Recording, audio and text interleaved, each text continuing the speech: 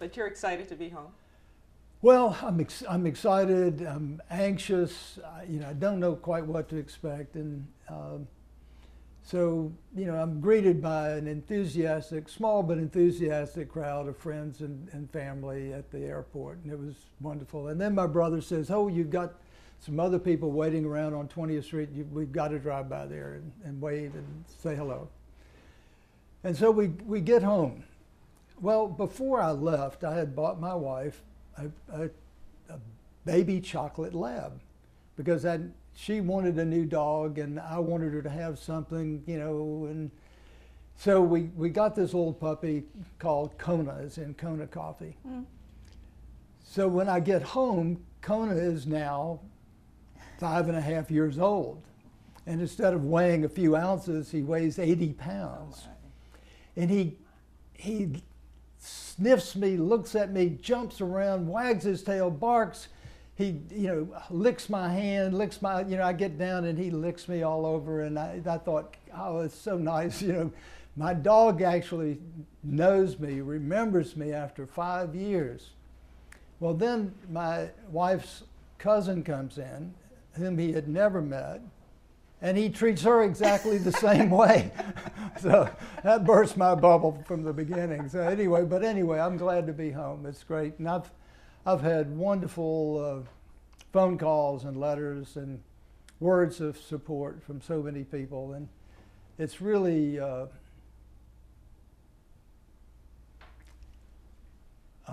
really meaningful to have those expressions of support. We talked to many of your supporters over the years, especially once we started trying to get into Oakdale to come and interview you, because so much was happening. We were reading these stories from Washington Post, hearing things, and especially at the point where we heard you were in solitary confinement. People were really, really curious about you and your well-being, but also about your case, because what you talked about before you even went to trial, that this was politically motivated, really seemed to become so much more evident during the time that you were in prison. So people were genuinely, I think, concerned about your well-being and if they get a chance to see you. Well, it's interesting that you that you say that. The system of justice could have put me at Talladega, just 45 minutes from my home and my family, or they could have placed me in Montgomery, an hour and 15 minutes from my family and friends. But instead, they deliberately put me in a prison that was the furthest point from our home, within a 500-mile radius, which is required. So it meant that my family, to see me, had to make an 18-hour round trip over the weekend, which generally meant they had to leave, late at night after Joseph got off work, and travel, some 8 or 9 hours, and then spend the night and visit for a short while, and then leave early the next morning to get back. So the system of justice is not always fair and doesn't always make sense. At this time is important because by the time this airs, you're free and clear, right? Is there anything you cannot say at this point? Well, we'll find out. Jeff Sessions, with whom I have not had a cozy relationship over the years. We squared off when he was U.S. Attorney and I was Secretary of State and Attorney General. He was prosecuting voting rights cases, and I would send the head of our elections division to testify for the defense. I supported an extension of the Voting Rights Act, and of course he is opposed. And we had other conflicts as the years went by. I wanted to join the national tobacco litigation, and he and his deputy, Bill Pryor, refused, so I filed a lawsuit on behalf of taxpayers, went over his head as Attorney General, and that caused a major conflict. And then we've had other issues that came up, specifically, it was Jeff Sessions' retired FBI agents that built the case against me, both cases. It was not the FBI. It was Jeff Sessions' retired agents who were hired on contract by the State Attorney General's office initially, who were working for Bill Pryor, who was Jeff Sessions' protege and Karl Rove's client, who built the case against me that Judge Clemens said was the most unfounded criminal case over which I have presided in my entire judicial career. They then came back at a time when Jeff Sessions was interested in running against me in 2006 for governor, and it was his FBI, retired FBI agents, not the FBI, not the folks from Washington, not the FBI in the Northern District or the Middle District. It was the retired agents who worked for Jeff Sessions who built this case against me in 2006. So, you know, he is now in charge of the Department of Justice. I am on probation as a federal prisoner. So, you know, in a sense, he will control my destiny. Is there a point, because I want to be clear on this, is there a point in the near future that you will not be under the thumb of the DOJ, that you would be free and clear? Yes. Would you like an interview then? No. I'll extend it. I'm going to hold this interview. It will be August the 9th of 2020. I have 3 more years of being under the Department of Justice's thumb, and I have 3 more years of asking permission to travel outside of the Northern District. I can't go south of Birmingham without permission, and I can't leave the state without permission. Really? I don't think that the public really understands that. We thought, certainly I did, that having served the 6-year sentence that you were given, you would think that would be enough. Correct. One would think that not going to prison for something that wasn't a crime would be the right outcome, but that wasn't what happened either. There's so many stories. There's one particular story that touched my heart. There was a man named Juan Garcia. He had been convicted in 1994 for 1/2 ounce or more of marijuana, put on probation. 1997, 1/2 ounce or more of marijuana, put on probation. 1999 was convicted of a conspiracy involving marijuana, no amount. He's given 25 years as a career criminal. I helped him write to President Obama asking for a commutation of his sentence, and President Obama responded and got him out of prison after spending 19 years. Wow. The system of justice doesn't always make sense, and it is not always fair. You bring up President Obama, and I want to get to this because there were efforts to get the president to pardon you. Big efforts during the 50th anniversary to Selma. We're driving down there for our coverage, and we see people on the road with signs saying, "Free Don," trying to get his attention. We have these letters from the U.S. Attorneys General, more than 100, who wrote on your behalf about this case being politically motivated and a travesty of justice. He did not pardon you. No, he didn't. He did not. But yeah. Tell me how that made you feel, because as a Democrat in this very red state, you were a darling of the Democratic Party, no? Well, you know, there are 2 management styles. One is to defer questions to others and let them answer for you, which is clearly what President Obama did with regard to a lot of things. He deferred to the Department of Justice with regard to whether or not to pardon Don Siegelman. Well, if I, as Attorney General of Alabama, had deferred the question of Johnny Harris's staying on death row or being taken off of death row, another innocent black man would have been executed at the hands of the state. But I took it upon myself as Attorney General of Alabama to dig deep into Johnny Harris's case, his allegations, the lack of representation, and I was able to work with my deputy, Ed Carnes, who's now on the 11th Circuit, and to his credit, Ed agreed with me that Johnny Harris should be taken off of death row. And we were able to get him off of death row. My point is that I think if President Obama himself had taken the time to look at my case, say, versus Governor McDonald's case. Governor McDonald, I'm sure is a decent man, but you know, he admitted to taking $177,000 from a contributor, not a donor, a Ferrari, a watch, a Rolex watch, his wife's, shopping spree of $40,000. His daughter's wedding was paid for by this guy.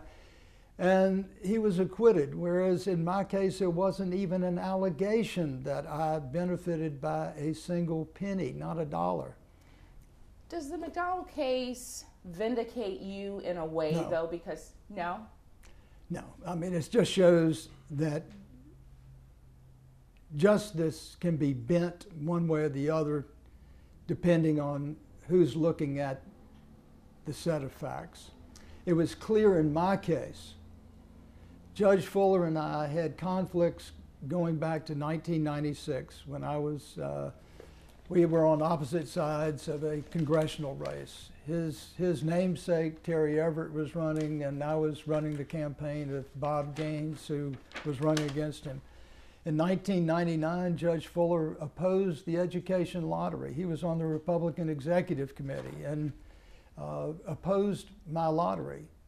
In 2002, he left to become a federal judge, and we audited his office. He left as district attorney of Coffee County, and we found that he had spiked the salary of his investigator, cheating the state retirement systems out of some $300,000. And so it went to court. We won, he lost. He blamed me, saying it was political. Judge Fuller should have never been presiding over my case. He should have recused himself. He should have disqualified himself. He should have brought forth the facts that he was conflicted.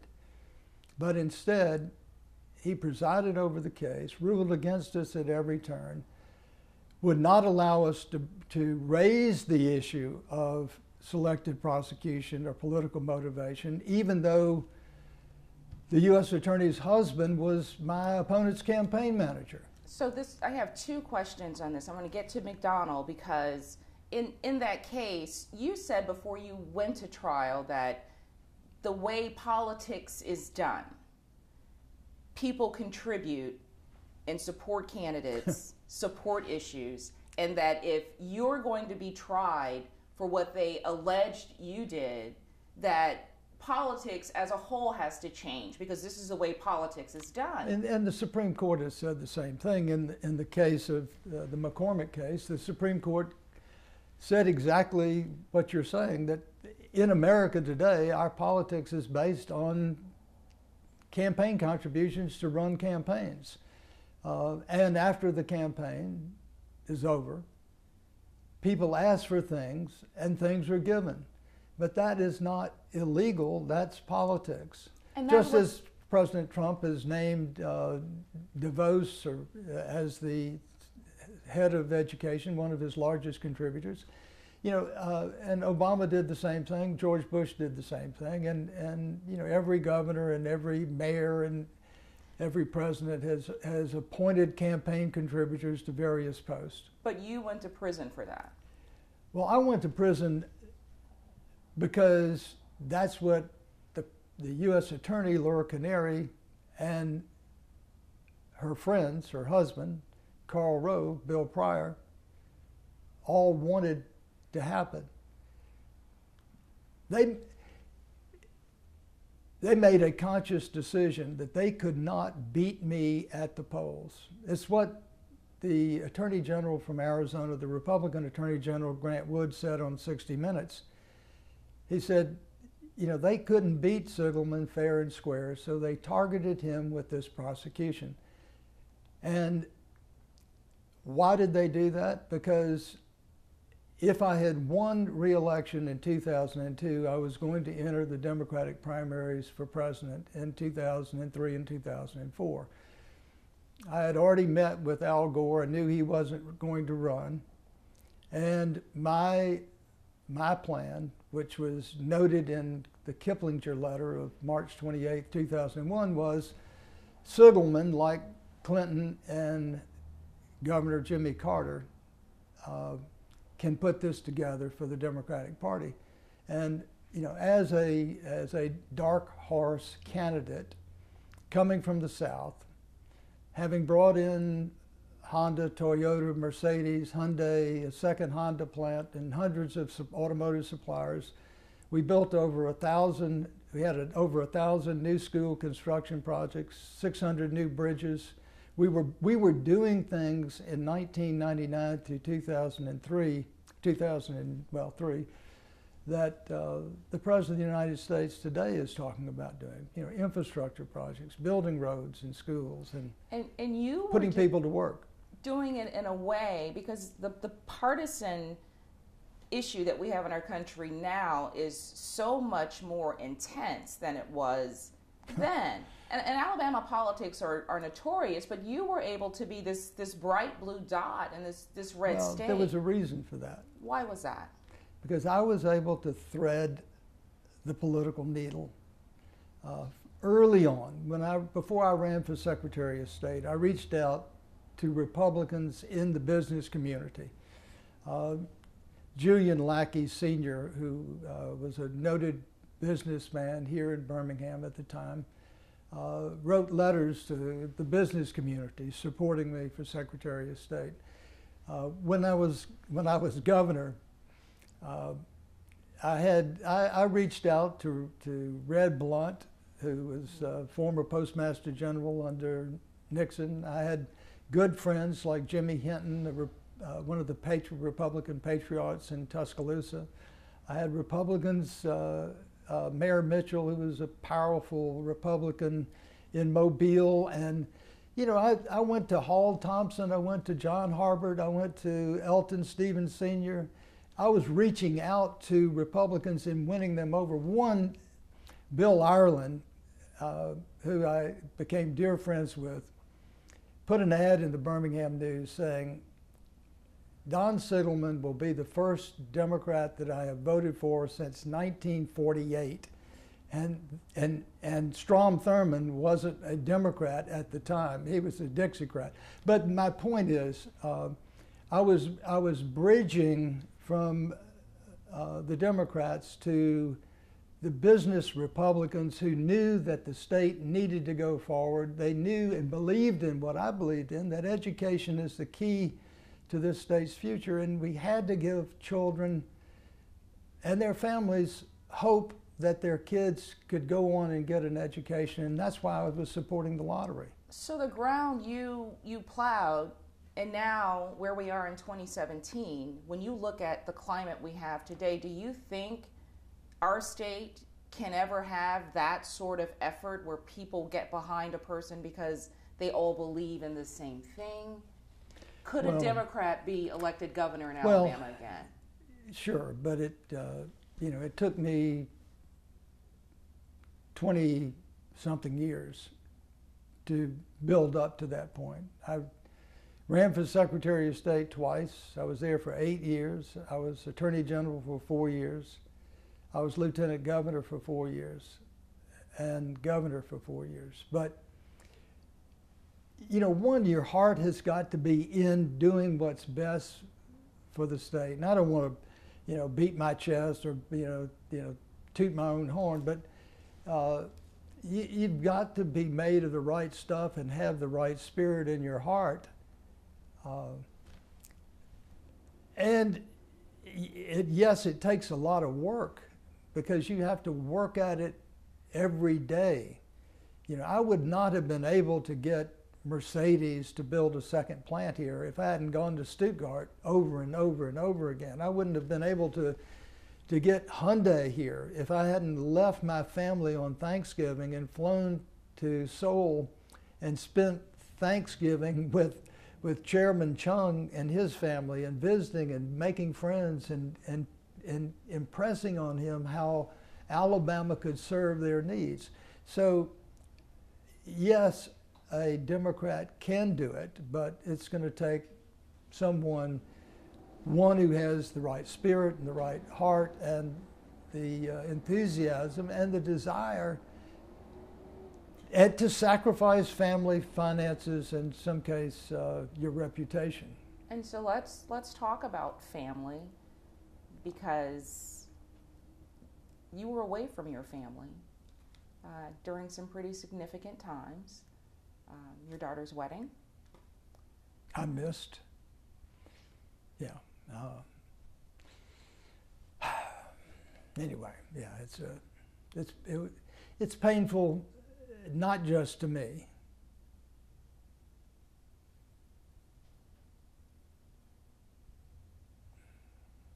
What other things did you? But painful, you know, you know, it's hard. It's hard even now. But